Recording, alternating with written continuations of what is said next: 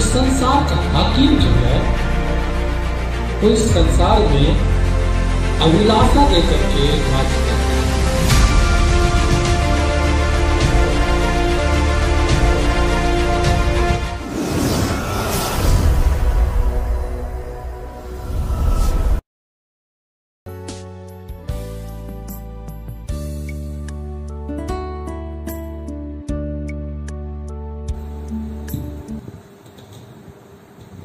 Hallelujah, सबको जय मसीह। प्रभु आप सबों को आशीष दे। और आइए हम सब परमेश्वर के पवित्र वचन से सीखें, और खास करके आज का ये वचन हर उम्र के लोगों के लिए है, विशेष करके जवानों के लिए है। और ये नहीं कह सकते कि बुजुर्गों के लिए नहीं है, बुजुर्गों के लिए भी है। याकूब के वचन को जब हम पढ़ते हैं पहला अध्याय, तो उसमें लिखा है, परंतु प्रत्येक व्यक्ति अपनी ही अभिलाषा से खींचकर और फंसकर परीक्षा में पड़ता है। फिर 15 के वचन को भी देखते हैं, फिर अभिलाषा गर्भवती होकर पाप को जनती है, और पाप जब बढ़ जाता है तो मृत्यु को उत्पन्न करता है। आइए इन वचनों पर हम लोग इस वचन की गहराई में झांके, और इसके लिए पहले हमें प्रार्थना करें। हे सर्वशक्तिमान परमपिता परमेश्वर प्रभु यीशु मसीह पवित्र आत्मा त्रिएक परमेश्वर, धन्यवाद करते हैं। प्रभु यीशु मसीह के नाम को महिमा प्रशंसा बड़ाई करते हैं, और मानते हैं परमेश्वर अपने वचन की गहराई में परमेश्वर आप हमें ले चलें, ताकि प्रभु हे परमेश्वर आप जो वचन के द्वारा आप हमें दिखाना चाहते हैं प्रभु, हम साफ साफ उन्हें देख सकें, और प्रभु अपने जीवन में वचनों से हम आशीषित हो सके। यीशु मसीह के नाम से मांगते हैं, दयालु परम पिता परमेश्वर, दया से सुने और ग्रहण कीजिए, आमीन।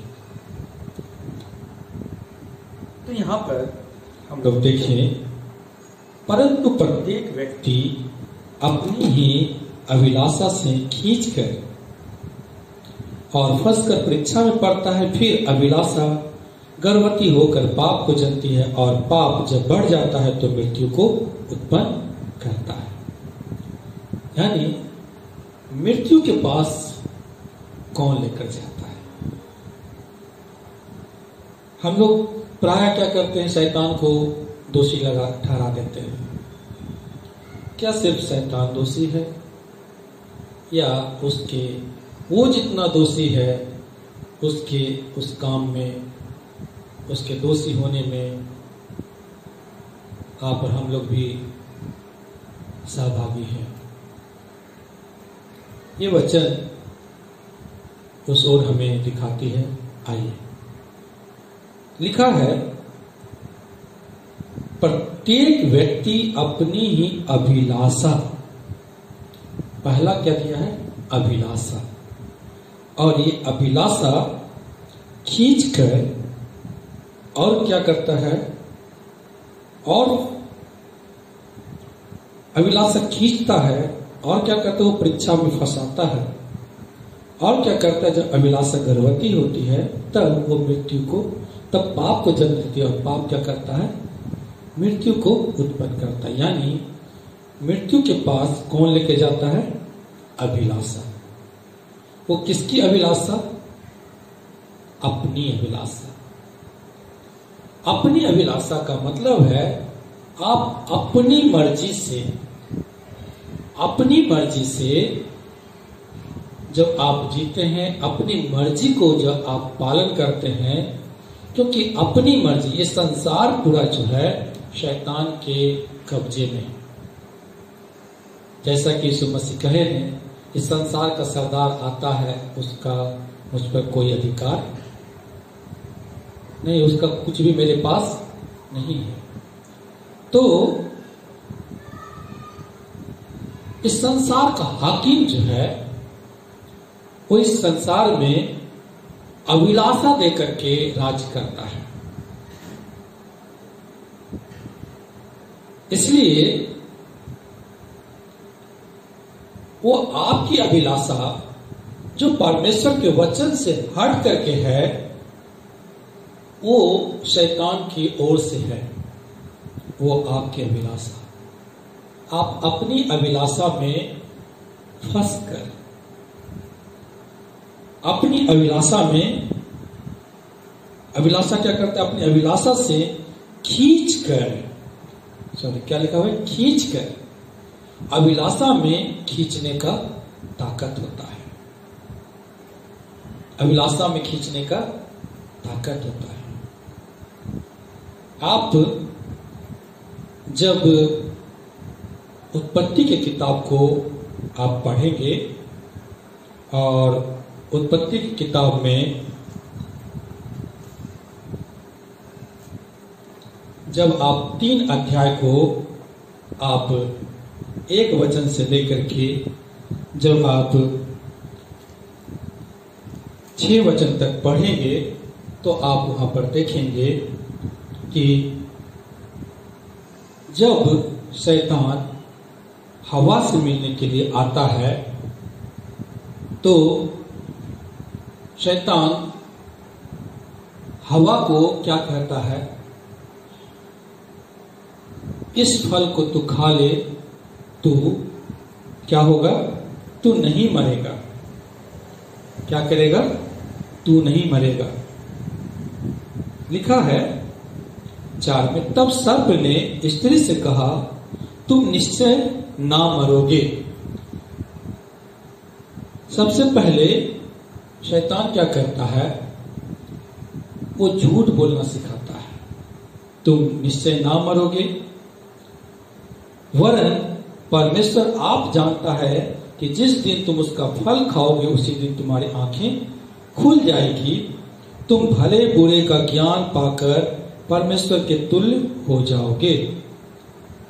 अब यहां पर स्त्री के अंदर अभिलाषा आ गया। अतः जब स्त्री ने देखा कि उस वृक्ष का फल खाने के लिए अच्छा है, पहले उसी फल को रोज हवा देती थी तो उसको अच्छा नहीं लग रहा था, वो फल खाने के लिए अच्छा या उसके बारे में सोचना कुछ भी उसके मन में नहीं आता था।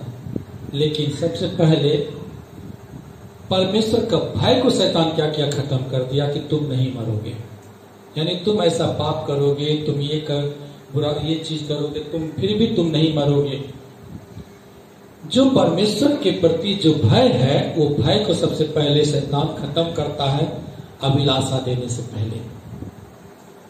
और उसके बाद जब परमेश्वर के प्रति भय खत्म हो जाता है तो वो अभिलाषा आपके अंदर आ जाता है, वो आपका अपना अभिलाषा, क्योंकि परमेश्वर का भय तो आपके अंदर पास है नहीं, तो वो अभिलाषा किसका है, आपका। यहां पर देखते हैं, अतः जब स्त्री ने देखा कि उस वृक्ष का फल खाने के लिए अच्छा है, अब अपनी अभिलाषा से, परमेश्वर का आज्ञा यहां दूर है, इसलिए अपनी अभिलाषा से उस वृक्ष का फल खाने के लिए अच्छा और देखने में क्या है, मन भाऊ है और बुद्धि देने के लिए चाहने योग्य भी है, ये अभिलाषा, ये अभिलाषा है। और इससे वो क्या करता था, अभिलाषा उसको क्या किया, लिखा है जब हम फिर से जब हम याकूब के 1:14 में आते हैं तो लिखा है अभिलाषा से खींच कर, यानी जब अभिलाषा आया, क्या शैतान हवा के हाथ को पकड़ करके उस फल के पास लेके गया जिस फल को परमेश्वर ने खाने के लिए मना किया था? नहीं, सिर्फ वो जब अभिलाषा, जब इसका अपनी अभिलाषा हो गया हवा के अंदर और ये अभिलाषा उसको खींच करके कहां लेके चला गया? उस फल को खाने के लिए जिसे परमेश्वर ने मना किया था। कभी कभी लोग देखते हैं आज भी इसी तरह से परमेश्वर का भय जब निकल जाता है किसी के अंदर से, और जब उसको अपनी अभिलाषा को लेकर के वो क्या करता है, वो खींचे चला जाता है जहां परमेश्वर उसे जाने के लिए मना करता है, तो उस काम को करता है जिस काम को करने के लिए परमेश्वर मना किया। तो खींच करके वो खींचे हुए क्या होती है, हवा वो चली जाती है, उस फल को के पास चली जाती है, और उसके बाद वो क्या करता है, अभिलाषा से खींचकर और क्या करते हैं, फंस कर। अब वो क्या की, फंस गई है। वहां पर जब गई और वहां जाकर को फंस गई है, और फंस जाने का मतलब क्या है कि उसको अब वो वहां के से और कुछ भी वो दिखना नहीं चाहती है। वो फंस जाने का मतलब है कि अब इससे बाहर हम जाना नहीं चाह रहे हैं, अब हम उससे निकल नहीं सकते हैं, और अब हम मजबूर हैं कि हम वहां रहें, यानी हम उस काम को करें। फंस जाना का मतलब यही है कि वो वहां रहेगा, बहुत दिनों तक रह सकता है। तो ये क्या है कि उसकी अभिलाषा, जब वो फंसा हुआ वहां है तो उसके साथ उसकी अभिलाषा भी उसके साथ में है, और ये अभिलाषा वहां इतना फंसा हुआ है कि वो क्या करता है, फिर अभिलाषा बढ़ता है। वो खींचा हुआ तो चला गया, वहां फंसा हुआ है, और फंसे हुए में वो अभिलाषा को इतना बढ़ जाता है, इतना उसको बढ़ जाता है, क्योंकि वो उसी चीज को बार बार देखता है, उसी चीज पर बार बार वो मन लगाता है, और वो क्या करता है, गर्भवती होती है। यानी अभिलाषा उसको इतना बेचैन कर देता है कि वो उस काम को करता है जिसके लिए परमेश्वर से मना किया, और हवा ने जाकर के उस फल को खा लिया। आज भी प्यारे भाई बहन, लोग अपनी अभिलाषाओं को पालते हैं, बताते नहीं हैं, लेकिन अपनी अभिलाषाओं को पालते हैं। कई लोग जो मसीह का लोग कहलाने के बाद वो भी अपनी अभिलाषाओं को पालते हैं, किसी पर दोष नहीं लगाते हैं, लेकिन ये इसलिए कहा जा रहा है ताकि आप बचें। एक छोटी सी उदाहरण है, कोई भी जवान लड़का हो, लड़की हो, तो अभी के समय में क्या देखते हैं कि उसके पास शैतान एक अभिलाषा को लेकर के आता है, जो कि लोग उसे अपना करके अपने अभिलाषा बना लेते हैं। एक छोटी सी हम इसको इस तरह से भी कह सकते हैं, कुछ लोग स्वप्न में ऐसे स्वप्न को देखते हैं, जवान लोग, जो कि किसी के साथ वो जो है एक, जिसको लोग आज संसार में कहता है प्यार मोहब्बत, ऐसा कुछ नहीं, लेकिन ये वास्तव में ये एक जो है वासना की तरफ लेके जाता है, ये एक व्यभिचार की तरफ लेके जाता है। और यदि वो स्वप्न में ऐसा देखता है तो वो क्या करता है, दिन रात उसी के बारे में सोचता है, और सोचते रहता है, और ये क्या करता है, ये अभिलाषा उसका अपना अभिलाषा बन जाता है, और वो खींचकर, यानी ये अभिलाषा उसको खींच करके उसके पास पहुंचा देता है।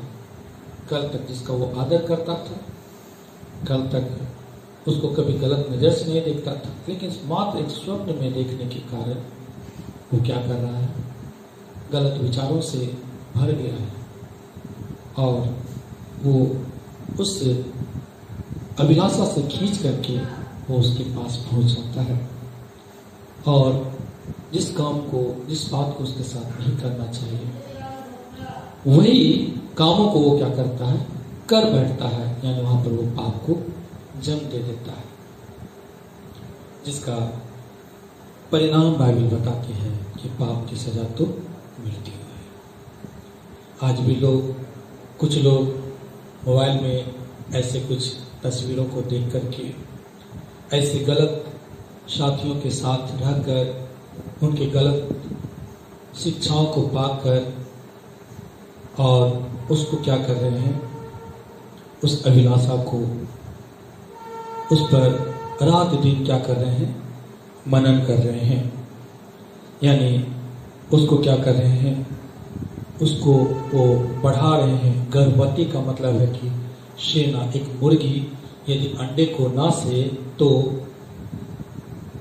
वो उस अंडे में से चूजा नहीं निकल सकती है, वो मुर्गी नहीं निकल सकती। उसी तरह से एक जवान लोग जब ऐसे कुछ जो शैतान की ओर से कुछ अभिलाषाएं आती है और उसको अपना बना करके वो सेना शुरू करता है, और एक दिन ऐसा आता है कि उसका पाप इतना बढ़ जाता है, उसकी अभिलाषाएं इतना बढ़ जाती है, अभिलाषाएं इतना बढ़ जाती है कि एक दिन वो क्या करता है, पाप का अंजाम दे देता है, और तब वो क्या होता है, उसका परिणाम मृत्यु के पास वो चला आता है। इसलिए करके हमें सबसे पहले ये सोचने की जरूरत है, शैतान सिर्फ हमें अभिलाषा दे सकता है, वो मृत्यु के पास नहीं ला सकता है। अगर हम उसकी अभिलाषाओं को ठुकरा दें, अगर हम परमेश्वर के वचन का पालन करें, जो परमेश्वर ने मना किया हमें करने के लिए, उसे ना करें, तो ये अभिलाषाएं हमें खींच नहीं सकती है, और जब वो खींच नहीं सकता है तो हम उसमें फंस नहीं सकते हैं, और जब फंस ही नहीं सकेंगे तो फिर उसकी अभिलाषा गर्भवती कहां से होगी, और फिर वो पाप जन्म कहां से लेगा। इसलिए ये वचन हमें बताती है कि हम अपनी अभिलाषा इससे पहले आने ही ना दें, हम परमेश्वर के आज्ञाओं को अपने जीवन में आने दें, परमेश्वर की इच्छाओं को हम अपने जीवन में आने दें, उनकी आज्ञाओं को हम अपने जीवन में आने देंगे, तो इस संसार का विलास हमारे पास कभी भी नहीं आएगा। यीशु मसीह के पास भी शैतान अभिलाषा को लेकर के आया। मत्ती के जब 4 वचन को जब पढ़ते हैं, यीशु मसीह का जो परीक्षा किया गया था, वो क्या था, अभिलाषा। लेकिन यीशु मसीह क्या किए, शैतान की अभिलाषा को नहीं लिया, डांट करके भगाया। हवा गलती की, खुद भी फल को खाई और अपने पति को भी खिलाए। दोनों के दोनों अपने जीवन में कष्ट को लाया, परमेश्वर से अलगाव को लाया। परमेश्वर ने कहा था जिस दिन तुम इस फल को खाएगी तुम मर जाएगी। सचमुच में वो आत्मिक रीति से